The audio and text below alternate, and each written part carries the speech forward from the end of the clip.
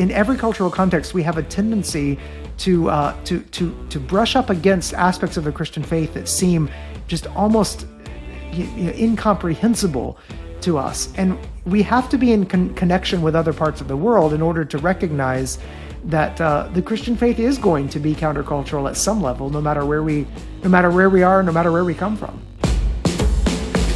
Unapologetic from Premier Unbelievable.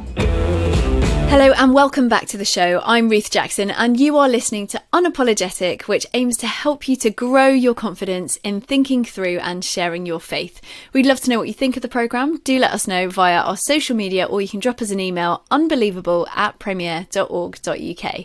And today we're carrying on our conversation with the brilliant Trevin Wax, who is the author of numerous books, including his newest book, The Thrill of Orthodoxy. Now, Trevin, we spoke a little bit in the last episode about orthodoxy and what that means and how we recapture some of that thrill. But I'd love to talk a little bit about evangelism and mission. And you spent some time on the mission field in Eastern Europe, didn't you? What was that like? I don't even know that I could begin to quantify the impact or the what it was like to spend so many years outside of my cultural context here in the United States. It was really enlightening in a lot of ways, because I was in a place where I was doing mission work in a cultural setting very different than my own, working in the city that I lived in, but then also in surrounding villages, and learning how to do ministry in a place where a lot of the things I would have assumed from an American context just simply didn't apply.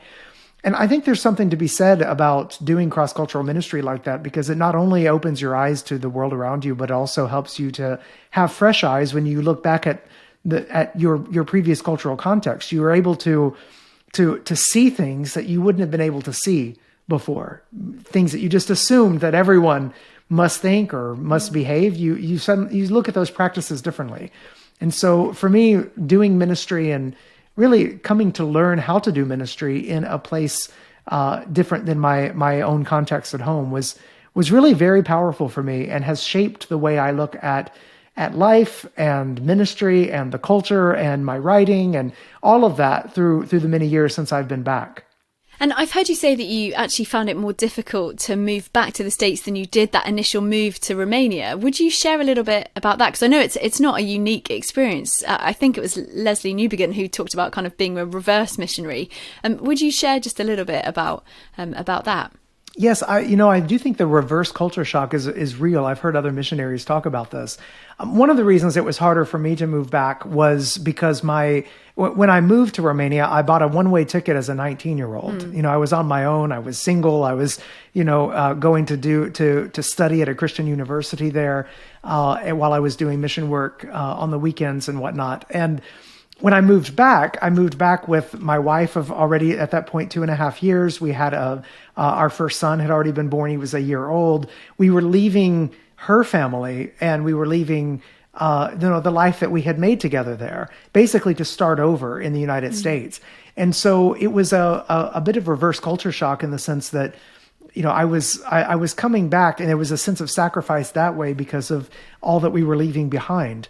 And so, I would say that there is something that can be very surprising about coming back to your own home context after being away for that long. So many things change, but then there are also elements that you see differently because of the amount of time that you've spent elsewhere. And do you think that there are sort of universal questions and objections that people have to the Christian faith? Or do you see that there are really quite different questions in different parts of the world? I do see differences. One of the most famous objections to the Christian faith in the last few hundred years has been the problem of suffering.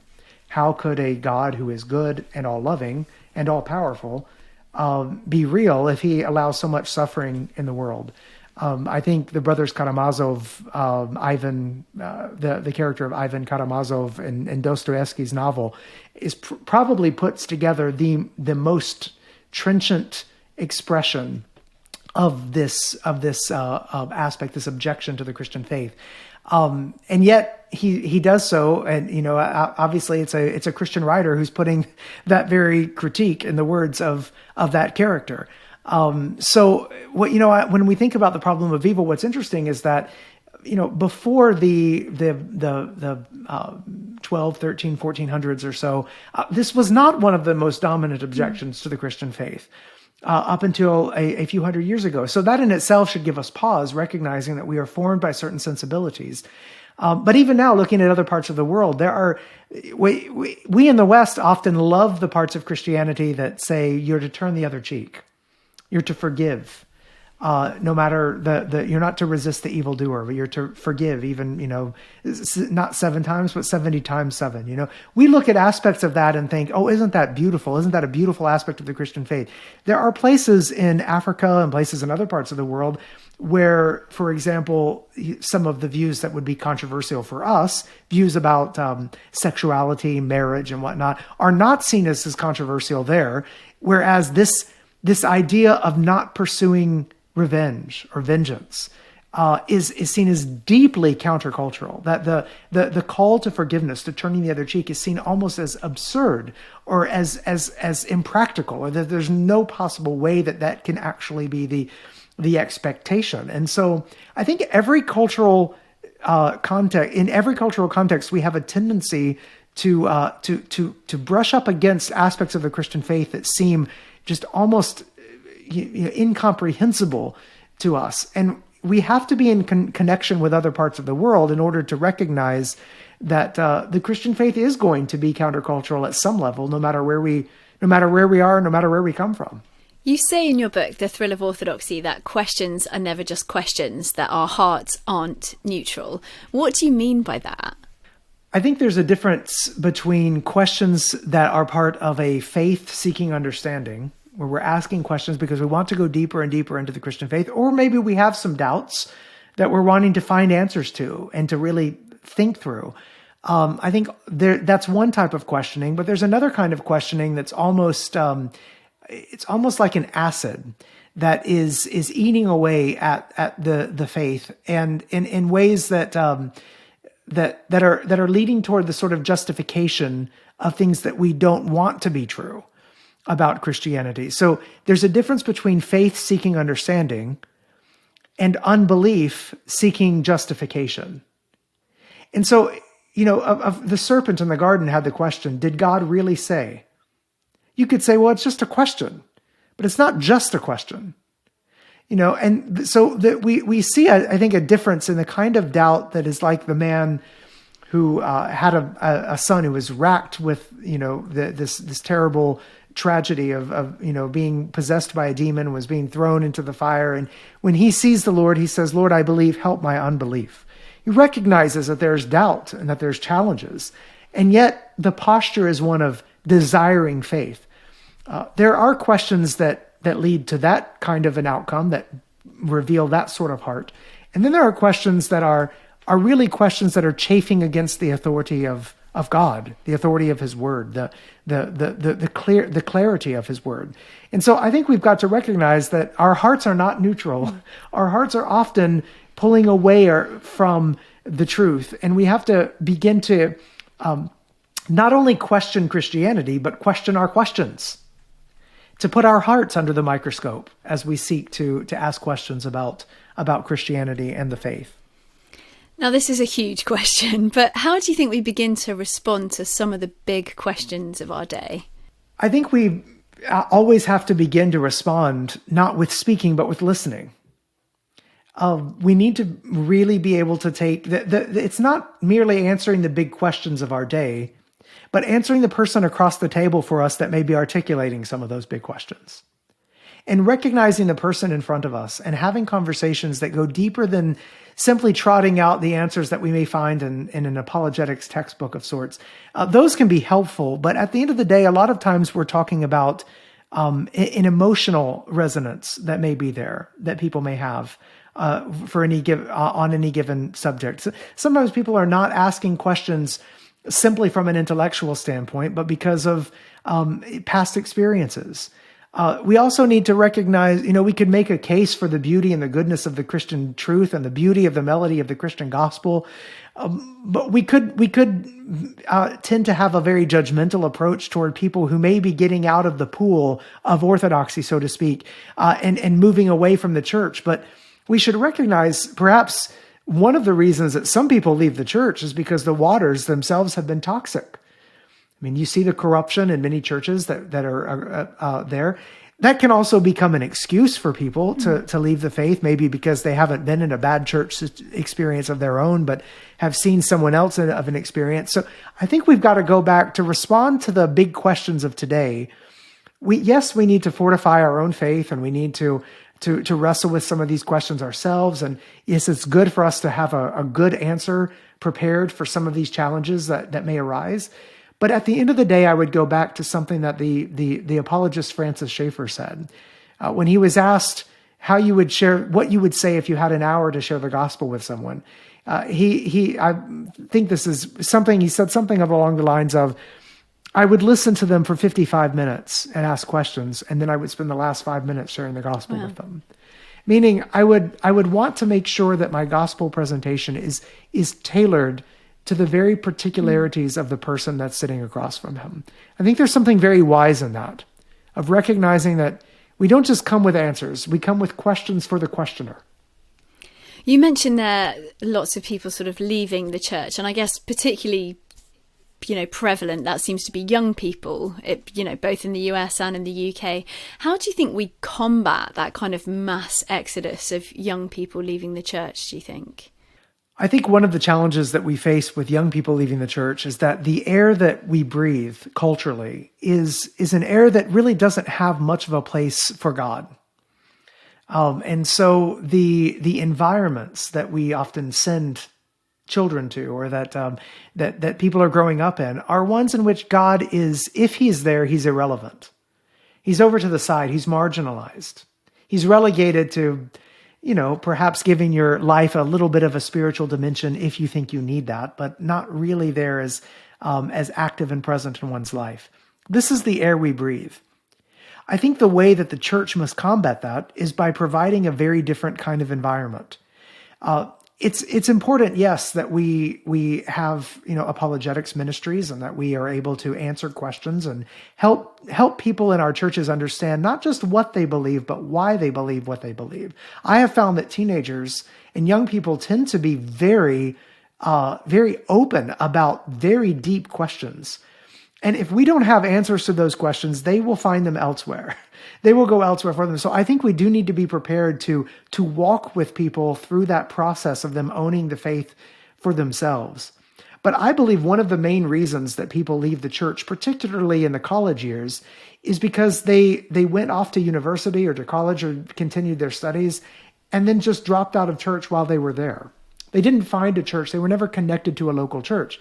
And it's the loss of that environment, of being together with other believers who are praising the risen one every Sunday, losing that connection to what Leslie Newbigin called was the hermeneutic of the gospel, the gospel on display in the public gathering and worship of a church. That is very, very, that's an effective way of making sure that we continue to be connected to a body of believers who shows us the plausibility of believing in Jesus Christ, the crucified and risen one. It's the loss of that and the full immersion in a university or college experience where God is marginal or irrelevant. It's the loss of that often leads to a very slow drifting away from the truths of Christianity. Some students come back, some do not.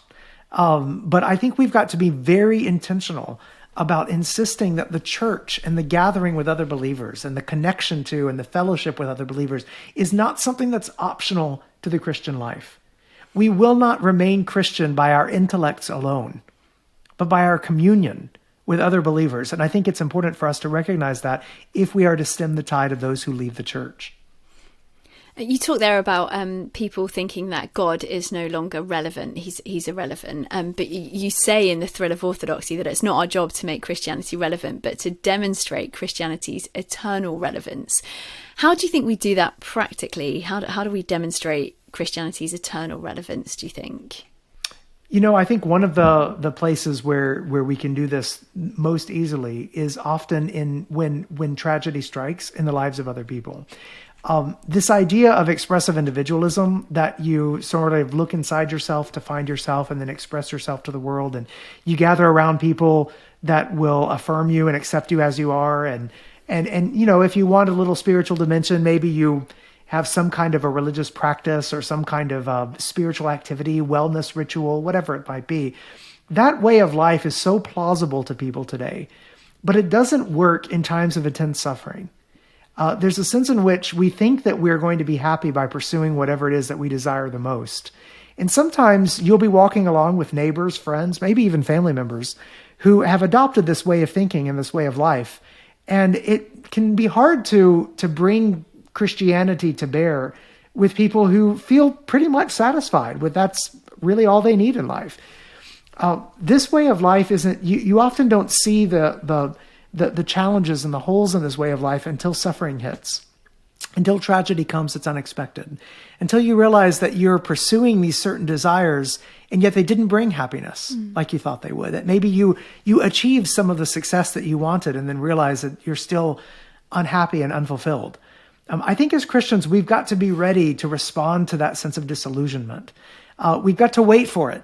Sometimes you may be in a place where you have a conversation spiritually with someone one year and it really doesn't go anywhere, doesn't go very far, and you just continue to be a friend or a family member and continue to walk with that person. But then maybe in the next year or the next 2 years, after the loss of a job or after they've achieved of success and wound up not finding it to be satisfying, or after the marriage falls apart, or after, there's a sudden death in the family that really rocks their world and they realize that their happiness was much more, that their sense of happiness was much more contingent than they had anticipated. That's the time when I think the beauty and the goodness and the truth of Christianity can really begin to land differently. And so I think we've got to often wait for those moments when the car crashes, so to speak, and then people are in need of help. And so it's important for us to maintain relationships, to have relationships, to show through our own lives the relevance of Christian teaching, to not be hypocritical, but to be authentically Christian ourselves, so that when those moments come and when people are reaching for something outside of themselves, we're there to have a message that breaks through some of that disillusionment and disappointment.